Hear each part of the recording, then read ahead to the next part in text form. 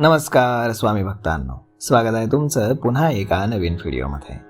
जय जय श्री स्वामी समर्थ. स्वामी भक्तांनो, गुरुवार हा भगवान विष्णूंना अत्यंत प्रिय असलेला दिवस आहे.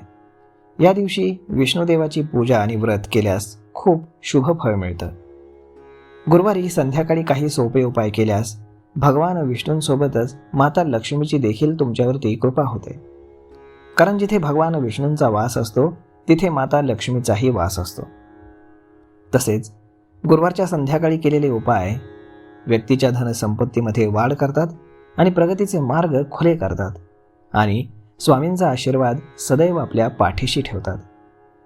तर मग आजच्या व्हिडिओमध्ये जाणून घेऊयात गुरुवारच्या संध्याकाळी करता येणारे 5 सोपे उपाय. यातील सर्वात पहिला उपाय आहे तो म्हणजे पिवळे तांदूळ आणि दिव्याचा उपाय. गुरुवारी सकाळी आणि संध्याकाळी भगवान विष्णूंची पूजा अगदी विधीपूर्वक करा. संध्याकाळी प्रदोष काळामध्ये पूजा करत असताना विष्णू देवांसमोर थोडेसे तांदूळ हळदीनं रंगवून ठेवा. त्यानंतर त्यावरती तुपाचा दिवा लावून ठेवा. दुसऱ्या दिवशी सकाळी हे तांदूळ मंदिरातनं उचलून एका पिवळ्या वस्त्रात बांधून त्याची एक छोटीशी पुरचुंडी बनवा. ही पुरचुंडी आपल्या धन ठेवण्याच्या ठिकाणी ठेवा. जेव्हा तांदळाची मात्रा जास्त होईल तेव्हा ते वाहत्या पाण्यामध्ये प्रवाहित करा.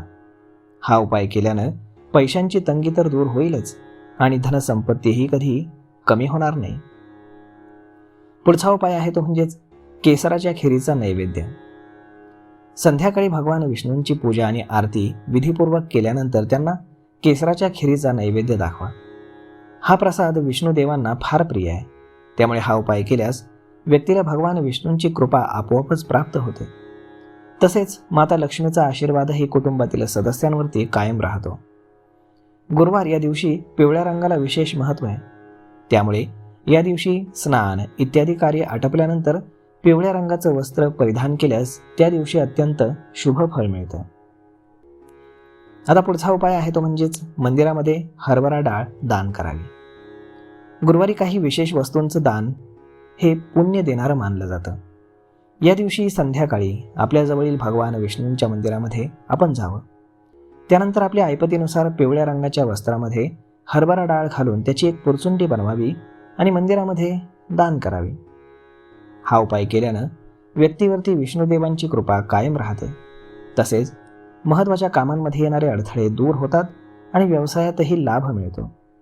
जर तुमच्या प्रगतीमध्ये काही अडथळे येत असतील तर गुरुवारी हा सोपा उपाय तुम्ही नक्कीच करून पहा.